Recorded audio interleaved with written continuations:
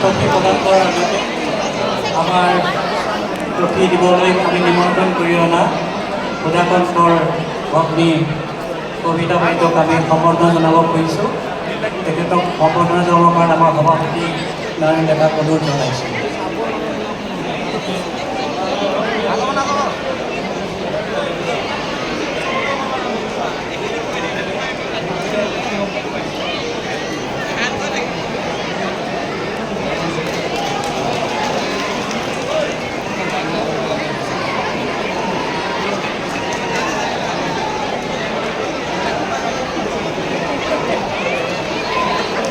এইবাৰ ডক্টৰ ভূপেন হাজৰিকা বঁটা 2025 জুবিন গাৰ্গক প্ৰদান কৰিব আমাৰ অতি শ্ৰদ্ধাৰ এসময়ৰ সুকণ্ঠী গায়িকা ডক্টৰ ভূপেন হাজৰিকাৰ ভগ্নী কবিতা বৰুৱা বাইদেৱে।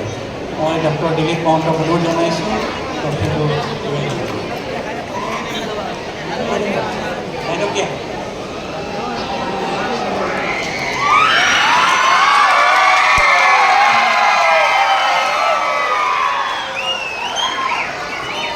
সকলোৱে জোৰদাৰ হাততালি দিয়ক।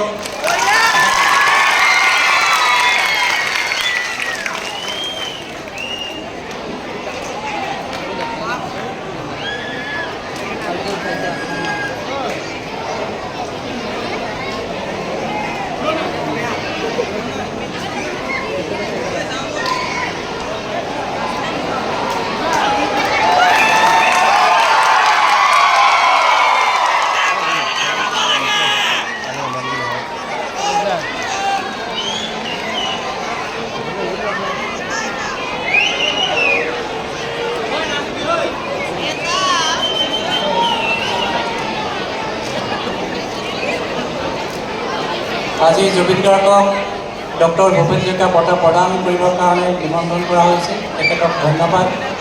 তেখেতে আমাৰ অনুৰোধ ৰক্ষা কৰি ইয়ালৈ আহি আজি তেখেতে গীত পৰিৱেশন নকৰে বুলি কৈছে। নকৰেও, কথাও নাই। অহাকালিলৈ তেখেতে গীত পৰিৱেশন কৰিব এই মঞ্চতে। এতিয়া মই জুবিন গাৰ্গক দুআষাৰ ক'বৰ কাৰণে অনুৰোধ জনাইছোঁ।